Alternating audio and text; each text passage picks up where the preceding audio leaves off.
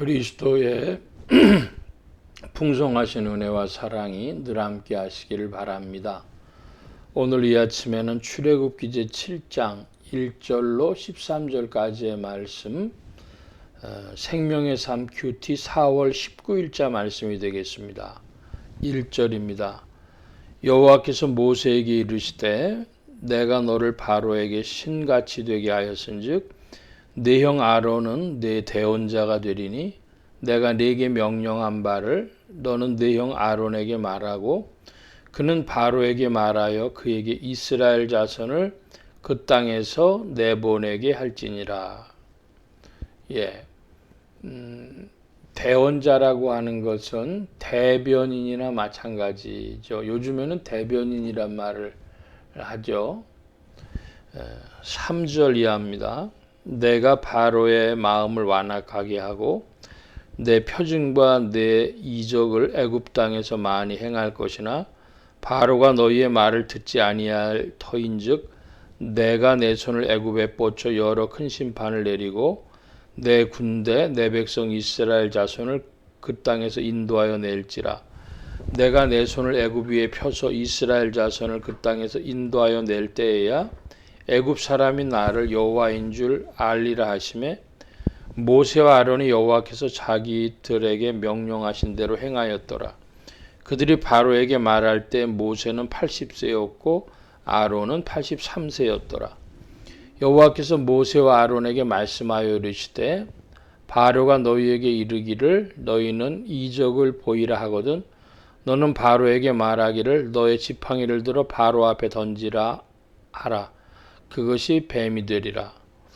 모세와 아론이 바로에게 가서 여호와께 명령하신 대로 행하여 아론이 바로와 그 신하 앞에 지팡이를 던지니 뱀이 된지라. 바로도 현인들과 마술사들을 부르매 그 애굽 요술사들도 그들의 요술대로 그와 같이 행하되 각 사람이 지팡이를 던짐에 뱀이 되었으나 아론의 지팡이가 그들의 지팡이를 삼키니라. 그러나 바로의 마음이 완악하여 그들의 말을 듣지 아니하니 여호와의 말씀과 같더라.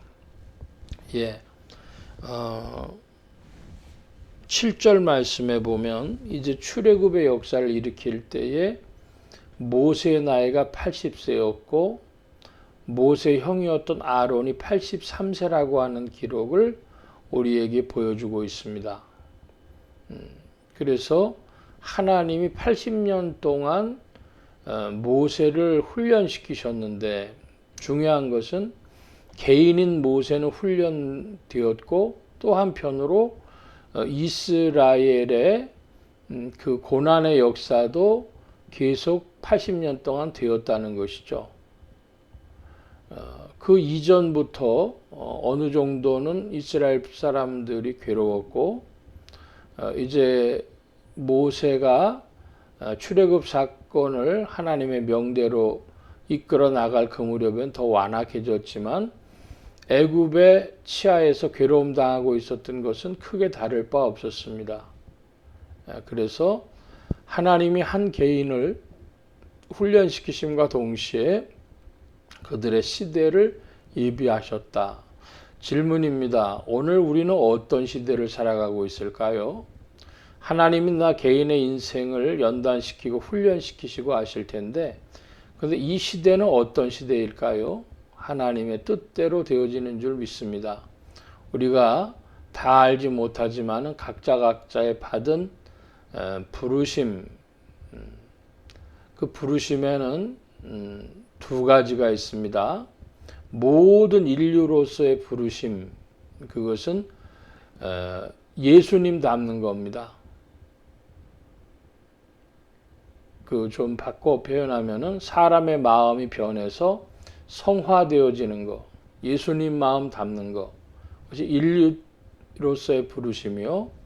또 개인으로서 나는 해야 될 일이 있습니다. 미션이. 그 성화와 사명 두 가지를 합해서 소명이라고 하겠습니다. 콜링. 하나님이 우리를 인류사적으로도 부르셨고 개인으로도 부르셨습니다. 그 두 가지가 우리 속에 다 나타나는데 주님 안에서 특별히 내가 가야 될 인생의 의미, 주님 닮아가는 것과 그리고 해야 할 일, 이 두 가지 모두가 여러분에서 큰 성취가 있기를 축복합니다. 특별히 나 개인의 부르심 뭐냐? 주님의 마음 뭐였습니까? 주님의 마음은 사랑의 마음, 온유와 겸손의 마음, 인내의 마음 그런 거였는데 십자가 지실 때의 그 주님을 우리가 기억하면 인생이 한마디로 말해서 참는 거다.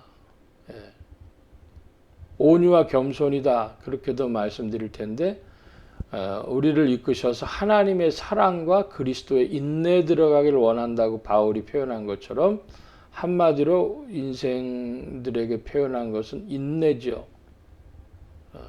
인생이 뭐냐? 괴로움 견디며 예수님 마음 닮아가는 거다. 뭐 간단히 말한다면 그런 식으로도 한번 표현해 볼 만합니다.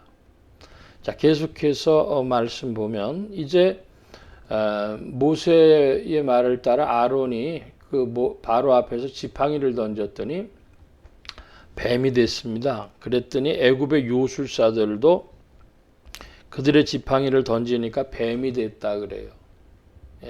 그러니까 이들이 행한 것은 뭐냐? 그러면은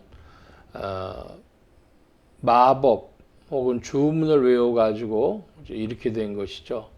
그러니까 지팡이가 뱀이 되는 역사는 기적인 것이죠. 그러니까 물질 세계에서 있지 않은 일이 벌어졌습니다. 자연 법칙에서 있지 않은 일이 벌어졌습니다. 그렇다면 영적인 무엇을 활용한 것입니다. 문제는 그것이 어떤 영계에 속했는가? 하나님께 속했는가? 혹은 신약적으로 표현하자면 그리스도께 속했는가? 아닌가? 그것이죠. 영분별. 여러분 21세기 신앙의 가장 큰 일 중에 하나는 영분별입니다. 여러분 속지 마시기 바랍니다. 불신자들이 뭘 맞춰냈다고 해서 예언을 한다든지 신유를 버린다든지 무엇을 만들어낸다든지 해서 교회의 이름으로 기독교계 안에서 일이 이루어졌을 때 그것이 그리스도의 영인지 음료의 영인지 참된 교회의 영인지 거짓 교회의 영인지를 밝혀야 할 것입니다. 최근에 이상하게 자꾸만 제가 영분별을 이렇게 강조하게 되어지는데요. 그래서 성도님들이 너무 그 영분별에 대한 경계심이 없다. 첫째로 영은 하나님의 이름으로 이루어지는 것이냐. 둘째로 참된 교회의 역사냐. 두 가지입니다. 영분별. 그러니까 영적 세계 우리가 경험하는 3차원의 물리적 세계 안에서 기적이라고 할 만한 일들이 이루어진다면 그것은 영적인 것인데 그 영적인 것이 하나님께 속했는가, 참된 교회에 속했는가, 그것이 중요한 것입니다. 그리고 여러분 영적 세계에 어떤 질서가 나타났을 때에 이상하게 생각하거나 무서워하기만 하지는 마시기 바랍니다.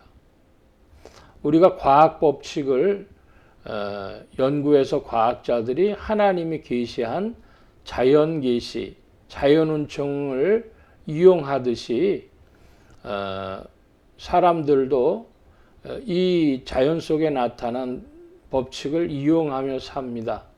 영적인 법칙도 이용하며 삽니다. 그걸 이용할 수 있는 것은 사람들의 자기영입니다. 자기영은 심판받을 존재가 되어지는 것이죠. 좀 말씀이 너무 번져나갔습니다만 정리하자면 영적 세계에는 하나님의 영이 있고 천사의 영이 있다. 이때 천사는 마귀를 말하는 것입니다. 타락한 천사, 마귀의 영이 있고 천사의 영이 있고 그리고 사람의 영이 있다. 자기 영이 있다. 이 사람의 자기 영은 이 영계에 있는 질서나 법칙을 활용을 합니다. 예를 들어 보겠습니다. 말이 씨가 된다고 하죠. 자기가 말로 막 선포하면은 그런 일들이 벌어집니다. 이상한 일이 아닙니다. 나 미국에 가서 살 거야, 미국에 가서 살 거야. 그런 사람은 미국에 갑니다. 자, 그러니까 입으로 선포한다는 것이 매우 중요하죠. 말은 영적인 사건을 일으킵니다. 자연 법칙에 벗어난 일들을 일으킵니다. 자, 그런데 문제는 거기에서 역전이가 벌어져요. 예를 들어 내가 부자 되고 싶다, 부자 되고 싶다 막 말을 해요. 그런데 그 복을 받을 만한 그릇이 못 돼요. 그러면 더 이제 괴로운 일이나 가난한 일로 벌어져 버리는 거죠.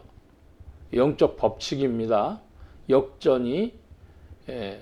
그리고 또 하나, 받을 만한 그릇이 안 된 자가 억지로 그 영적인 법칙을 따라 받아냈습니다. 그럼 하나님 앞에 그건 심판거리가 되어지는 것이죠. 다시 한번 말씀드리면 하나님의 영, 하나님의 허락하시는 영적 질서가 있고, 두 번째로는 천사의 영, 즉 마귀의 영이 있는데, 제가 왜 천사의 영, 마귀의 영이라고 말씀드리냐 하면 마귀가 천사처럼 아주 거룩하고 황홀하게 나타나는 것이죠. 제가 이런 말씀 드리면 참 욕먹을 말씀인지 모르지만 불교나 이런 데서는 아주 거창하게 거룩하게 나오는데 기적이 막 벌어져요. 그런데 그것은 그리스도를 대적합니다. 그 천사의 영입니다. 마귀의 영입니다. 좀 오해의 소지가 있어서 불교인들이 진리를 찾는 그 마음은 우리가 알아줘야 됩니다. 박형룡 박사님 말씀대로 그 사람들 칭찬해 줘야 됩니다. 당신 진리를 찾는 사람들입니다. 인간의 허무나 고독 속에 인생이 나아갈 길을 찾는 사람들입니다. 그들의 그 구도심은 알아줘야 되지만 그들이 사용하는 영적 세계는 마지막에 그리스도를 배척함으로 천사의 영이라고 하는 것입니다. 자, 사람의 영입니다. 사람의 영은 자연운총적으로 벌어진 영적 질서를 활용할 수도 있습니다. 그런데 그것이 역전이를 일으키거나 심판의 거리가 될 수 있다. 그러니까 우리는 한마디로 뭐 하면 되겠습니까? 성경 말씀에 근거해서 내가 변화되고 내 그릇이 깨끗해지고 내 그릇이 커지는 일들이 주 안에서 인격적으로 벌어질 때 담을 수 있는 축복의 크기도 넓어지겠죠. 역전이를 막아내는 방법은 성경 말씀대로 행하는 것입니다. 또 하나, 하나님이 우리에게 그러므로 허락하신 축복으로 족한 것인데 온유와 겸손 배워나가면 우리가 억지로 우리 것 삼은 일이 없어서 하나님께서 심판하시는 것이 아니라 하나님께서 인정하시고 또 축복하시고 그 일로 말미암아 행한 일들로 칭찬하실 그런 일들이 되어져야겠습니다.